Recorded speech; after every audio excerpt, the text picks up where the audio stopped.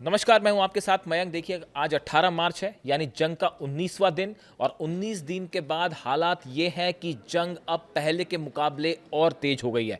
पिछले 24 घंटे के अंदर जिस तरह से हमले हुए, तेहरान पर, ईरान पर बड़े हमले हुए हैं और ईरान ने भी करारा पलटवार किया है। देखिए, लगातार इजराइल में जो है वो बैलिस्टिक मिसाइल्स बरस रही हैं। इसके अलावा आप देखें कि अब ऑयल स्टेशंस जो हैं उनको निशाना बनाना शुरू कर दिया है ईरान ने। खास तौर पर जिस तरह से खग आइलैंड पर हमले हुए, उसके बाद से अब ईरान के निशाने में है ऑयल फील्ड्स। और जो हमले हुए, अगर आप देखें जिस तरह से अरब देशों के उन स्टेशंस को निशाना बनाया गया, टैंकर्स को निशाना बनाया गया, इससे ये बात साफ है कि अब एक बार फिर जो है मामला तेल की तरफ बढ़ गया है और तेल में आग लगनी शुरू हो गई है। इराक में ऑयल फील्ड्स पर हमला, शारजा में अमेरिकी टैंकर पर हमला, दुबई में फ्यूल स्टोरेज पर हमला और ओमान की खाड़ी में तेल टैंकर पर हमला। आप देखिए, नेचर ऑफ अटैक्स ये बता रहे हैं कि मामला एक बार फिर जो है वो तेल को लेकर आगे बढ़ रहा है। अब देखिए, इसी बीच कुछ बड़ी खबरें आई हैं जो पर्दे के पीछे बड़े डेवलपमेंट्स हुए हैं। बताया ये जा रहा है कि दो देश, अभी पूरी तरह से उनके नाम साफ नहीं हैं, दो देश ऐसे रहे जो पिछले 24 से 48 घंटे में लगातार ये कोशिश करते रहे कि किसी तरह से सीज फायर हो जाए, किसी तरह से ईरान को रोका जाए। खबरें ये भी हैं कि अमेरिका की तरफ से भी बैकडोर से इस तरह की कोशिशें शुरू हो गई हैं कि किसी तरह से ईरान को रोका जाए। भले डोनाल्ड ट्रंप कुछ कहें, भले इस तरह से बयान आते रहे इजराइल के कि जंग जारी रहेगी, लेकिन हकीकत यह है अमेरिका को और इजराइल को बड़ा नुकसान उठाना पड़ा है 19 दिन की इस जंग के बीच। और इसीलिए पर्दे के पीछे से कोशिशें हो रही थी कि किसी तरह से ईरान को रोका जाए। लेकिन जो खबरें आई, ईरान के नए सुप्रीम लीडर ने यह अनाउंसमेंट कर दिया है, साफ निर्देश दे दिए हैं कि ईरान सीज फायर नहीं करेगा। ईरान की तरफ से किसी तरह के किसी समझौते के प्रस्ताव को स्वीकार नहीं किया जाएगा। जंग आखिरी सांस तक लड़ी जाएगी। ये सेंटेंस और ये बताया जा रहा है कि ये स्टैंड ईरान के नए सुप्रीम लीडर मुज्तबा खामेनी की तरफ से साफ कर दिया गया है। देखिए, इसी बीच दो बड़े डेवलपमेंट और हैं, एक रूस की तरफ से और एक चीन की तरफ से। पिछले 24 घंटे के अंदर रूस ने अपना स्टैंड ईरान को लेकर क्लियर किया है और क्लियर ही नहीं किया, बड़ा सख्त मैसेज गया है अमेरिका को। देखिए, जो रूस के विदेश मंत्री हैं लावरोव, उनकी तरफ से कई बड़े बयान आए हैं इस पूरे जंग को लेकर। देखिए, उन्होंने क्या क्या कहा, ये बड़े ध्यान से समझिए। उन्होंने पहली बात ये कहा कि ये 18-19 दिन की जो जंग हो गई है, इसका अब तक कोई नतीजा नहीं निकला है। अमेरिका जो सत्ता परिवर्तन की कोशिश कर रहा था वो फेल हो गई है। ये कौन कह रहा है? रूस के विदेश मंत्री कह रहे हैं। इस बात को समझिए आप। लावरोव जो है, ये उनके शब्द में बता रहा हूं, उनके पॉइंट्स बता रहा हूं। लावरोव, रूस ये कह रहे हैं, रूस ये कह रहा है कि जो अमेरिका सत्ता परिवर्तन की कोशिश कर रहा था वो पूरी तरह से फेल हो गई है, नाकामयाब हो गई है। 18-19 दिन की जंग का कोई नतीजा नहीं निकला। दूसरी बात, तीसरी बात वो कह रहे हैं कि इस जंग में इजराइल को बहुत बड़ा नुकसान हुआ है। ये बात रूस कह रहा है। चौथी बात, मिडिल ईस्ट में अमेरिका के कई बेस पूरी तरह से तबाह हो गए हैं। ये बात रूस कह रहा है। पांचवी बात, ईरान के लोग सरकार के साथ हैं। ईरान में अब लोग पहले से ज़्यादा एकजुट हैं। ये बात रूस की तरफ से कही जा रही है। मैं बार बार एम्फेसाइज कर रहा हूं कि ये मेरा बयान या किसी और का बयान नहीं है, ये रूस का बयान है और इसके मायने भी हैं। इसके अलावा एक बड़ी इंटरेस्टिंग बात रूस की तरफ से कही गई कि अरब देशों को अमेरिका ने इस जंग में झोंक दिया। अरब देश जंग नहीं करना चाहते थे, लेकिन अमेरिका ने अपने फायदे के लिए अरब देशों को जंग में झोंक रखा है। यह बयान है रूस के विदेश मंत्री का। यानी आप देखिए, एक प्रकार से दूसरे शब्दों में रूस ने अमेरिका को करारा जवाब, न सिर्फ करारा जवाब दिया, बल्कि अमेरिका की हैसियत समझा दी है। ट्रंप को यह बताया है कि इस युद्ध में आपको 18 से 19 दिन में इतने बड़े बड़े झटके लग चुके हैं कि ईरान आप पर भारी पड़ रहा है। देखिए, जब ये जंग शुरू हुई थी उसी समय रूस का पहला बयान ये आया था कि हम किसी भी कीमत पे अमेरिका को उनके मंसूबों में सक्सेसफुल नहीं होने देंगे। और जिस तरह से ये जो हमले हो रहे हैं, जिस एक्यूरेसी के साथ ईरान हमले कर रहा है। आप देखिए इराक में जो होटल पे हमला होता है उसकी 17वीं और 18वीं मंजिल में जिस पर हमला हुआ वहाँ अमेरिकन डिप्लोमेट्स और अमेरिकी अधिकारी थे।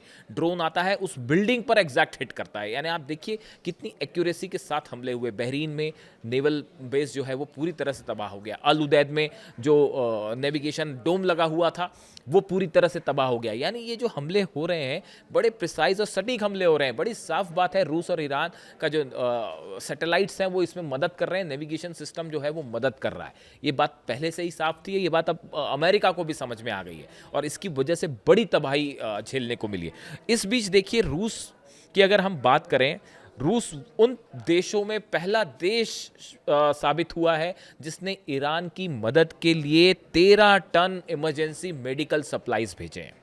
और ये कैसे भेजे गए?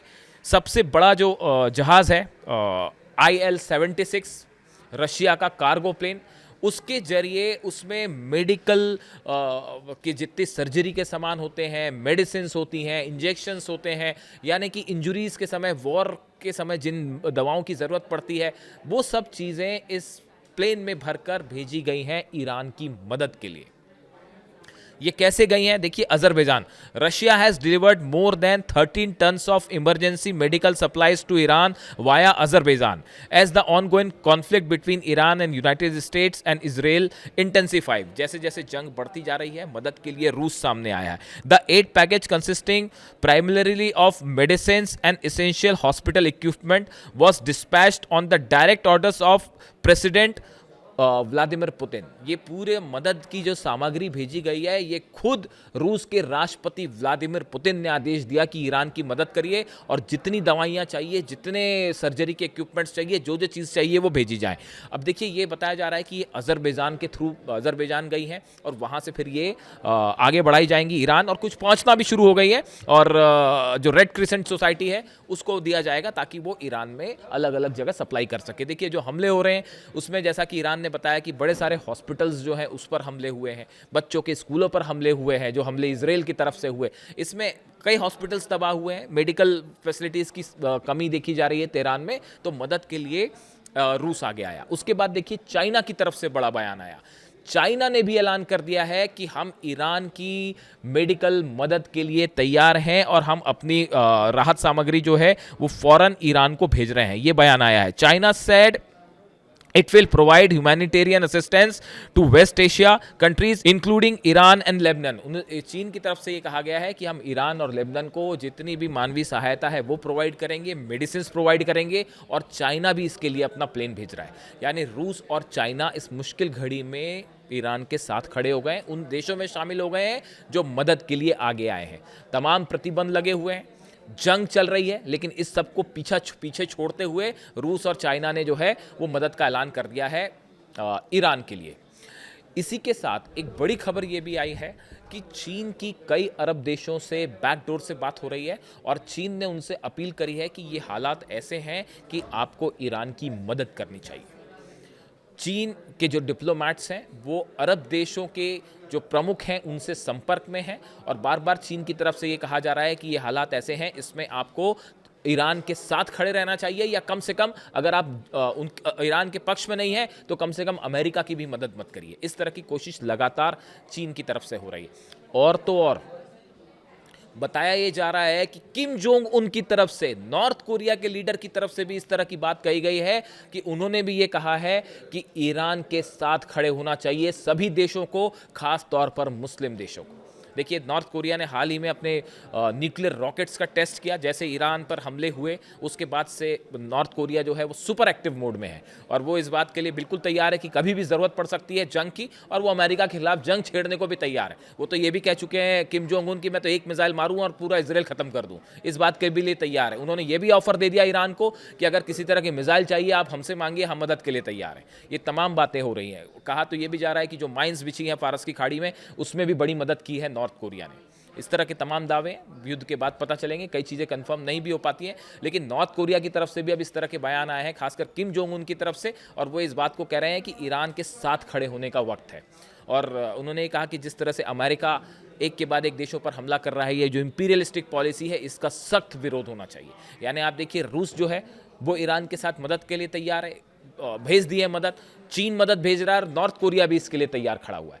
यानी आप देखिए, अगर हम ये 19 दिन का हिसाब देखें, इजराइल पर बीती रात एक बार फिर जबरदस्त हमले हुए। इजराइल का आप अपडेट दीजिए। मैंने आपको कल बताया था, अपडेट दूं आपको, कि मैंने आपको कल ही बताया था वीडियो में कि अब ईरान की तरफ से जो मिसाइल्स फायर हो रही हैं वो ईरान अपनी बदल बदल के मिसाइल्स का इस्तेमाल कर रहा है। कभी सेजिल मिसाइल फायर हो रही है, उसके अलावा जो है वो खैबर मिसाइल्स फायर हो रही हैं, कद्र मिसाइल फायर हो रही है, ऐसे करके फतेह 2 फायर हो रही है। यानी ईरान ने एक बड़ा मोर्चा खोल रखा है इजराइल के अलग अलग शहरों को टारगेट करते हुए। और इजराइल में बताया जा रहा है कि जिस तरह से ईरान पर हमले हुए, बिल्कुल उसी तर्ज पर इजराइल पर भी हमले हो रहे हैं। हर उस बिल्डिंग को निशाना बनाया जा रहा है जो कि गवर्नमेंट की बड़ी स्ट्रैटेजिक लोकेशन है, या फिर पॉलिटिकल लीडरशिप है उनको निशाना बनाया जा रहा है, या फिर जो आर्मी से जुड़े बेसिस हैं या आर्मी के बड़े अधिकारी हैं इनको निशाना बनाया जा रहा है। जिस तरह से इजराइल ने हमले किए उसी का जवाब देखिए, एक बड़ा हमला परसों हुआ, जैसा कि इजराइल के रक्षा मंत्री कार्ट्स ने दावा किया कि बड़ा हमला इजराइल ने किया।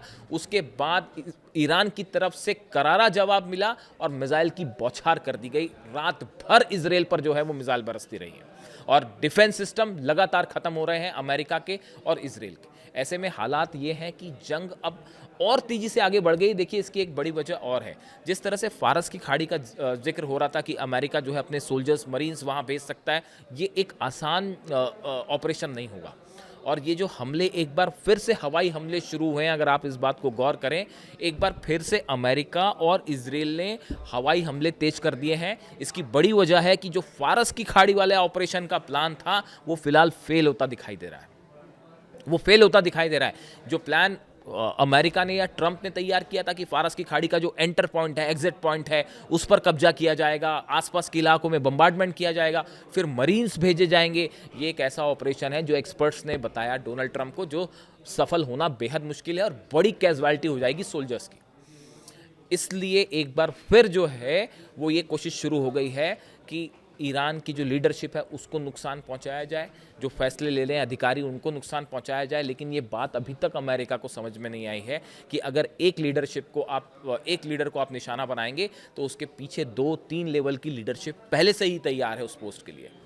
और ये पॉलिसी कभी सक्सेसफुल नहीं होगी कि आप एक लीडर को नुकसान पहुंचाएं। वहाँ एक बड़ी संख्या है लीडर्स की और IRGC ईरान की सेना के हाथ में अब कमान है और IRGC को पहले से ही क्लियर कर दिया गया है सेना को कि किस तरह से हमले करने हैं। आप पॉलिटिकल लीडरशिप पर हमले करते रहिए, उसका कोई नतीजा नहीं होगा। 31 यूनिट्स में सेना डिवाइडेड है, सब कमांडर्स अलग अलग तय हैं और वो अपनी मिसाइल्स और ड्रोन्स लगातार फायर कर रहे हैं। इस बीच खबर ये भी है कि हर दिन इस जंग के बीच में हर दिन 200 से 300 ड्रोन रोज मैन्युफैक्चर कर रहा है ईरान। यानी वो ड्रोन्स बनाने की इंडस्ट्री है वो अलग काम कर रही है। जैसे जैसे इस्तेमाल होते जा रहे हैं ड्रोन, वैसे वैसे बनते भी जा रहे हैं और हर दिन 250 से 300 ड्रोन, शायद 136 ड्रोन बनकर तैयार हो रहे हैं। एक लंबी जंग की तैयारी है ईरान की, ये इतनी आसानी से ख़त्म नहीं होगी। और नए सुप्रीम लीडर के इस ऐलान के बाद कि ईरान सीज फायर नहीं करेगा, जो संदेश शायद रूस से आया है, इस बारे में भी कुछ कहा नहीं जा सकता, लेकिन हो सकता है रूस से आया हो संदेश, लेकिन संदेश बड़ा साफ है और क्लियर है, जंग नहीं रुकेगी। इससे जुड़ा जो भी अपडेट है आप तक पहुंचाऊंगा। वीडियो कैसा लगा कमेंट करके ज़रूर बताइए। Thank you so much.